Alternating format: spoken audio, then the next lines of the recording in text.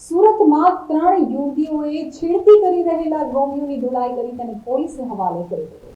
સુરતના કાપોદ્રા વિસ્તારમાં યુવતીઓની છેડતી કરી રહેલા એક યુવકને ઝડપી પાડી 3 યુવતીઓએ જાહેરમાં જ મેથી પાક ચખાડ્યો હતો। યુવક છેલ્લા 3 દિવસથી યુવતીઓનો પીછો કરી છેડતી કરતો હોવાથી યુવતીઓ રણચંડી બની હતી અને યુવકને મેથી પાક ચખાડ્યો હતો।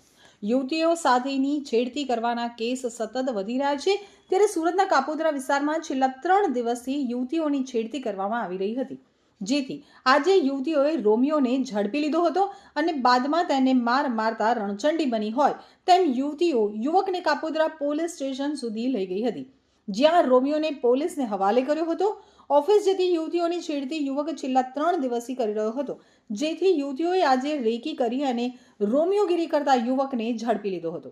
બાદમાં તેની પૂછપરછ કરી હતી, જોકે યુવકે પોતાનો બચાવ કરતા કહ્યું કે મેં તમને ઓળખતો નથી। બાદમાં યુવતીઓએ મારવાનું શરૂ કરતા લોકો એકઠા થઈ ગયા હતા। યુવતીએ કહ્યું કે શનિવારે અમે ઓફિસ આવતા હતા ત્યારે અમારી સામે ખરાબ શબ્દ બોલી ગયો હતો। 2 થી 3 વાર યુ ટર્ન મારી અને બોલીને ગયો હતો। તે દિવસે અમારા હાથે ન આવ્યો અને તેનો તે દિવસ ચહેરો જોયો ન હતો। આજે અમે એને જોયો ત્યારે તેની પાસે જઈ અને પૂછ્યું હતું। એ સ્વીકારવા તૈયાર ન હતો, જેથી અમે તેને પોલીસ સ્ટેશન લઈને આવ્યા હતા। હાલ પોલીસ વધુ તપાસ કરી રહી છે। મારું નામ શાહ દીપ્તિ નિર્મલભાઈ છે। અમે શનિવારે ઓફિસે આવતા હતા ત્યારે એ વ્યક્તિ, એને તો ભાઈ બી નહીં કહેવાય કારણ કે એને ભાઈ જેવી મર્યાદા રાખી જ નથી, તો એની માટે એ જે વ્યક્તિ હતો એ અમે આવતા હતા ત્યારે અમને ઊંધા બહુ ખરાબ વાણી વાપરીને ગયો છે, ખરાબ શબ્દ બોલીને ગયો છે, જે અમારે અહીંયા બોલાય એવું નથી કારણ કે એના જેવા નાલાયક અમે નથી। એવી રીતના બોલી ગયો છે, તો તે દિવસે 2 થી 3 વાર યુટર્ન મારીને બોલી ગયો છે।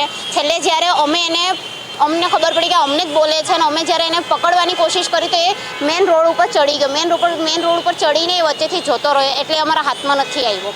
તો અમે તે દિવસે મેં એનો ફેસ બરાબર યાદ રાખેલો હતો કે જે દિવસે મને ભટકાય, જે દિવસે હું એને જોઉં તે દિવસે હું એને પકડીશ। તો આજે જ સવારે અમે ઓફિસ આવતા હતા, 9:15ની વાત છે, સવારમાં ઓફિસ આવતા હતા ત્યારે એ વ્યક્તિ મેં એને જોયા તો મેં મારી ફ્રેન્ડને કીધું કે આ એ જ વ્યક્તિ છે ને, તો અમે એને જઈને શાંતિથી પહેલાં પૂછેલું કે ભાઈ તમે તે દિવસે હું અમને બોલીને ગયેલા, તો એ અમારી પર ચડી બેઠો કે હું નહોતો ને આમ ને તેમ દુનિયાભરનું ને પબ્લિક ભેગી થઈ ગઈ।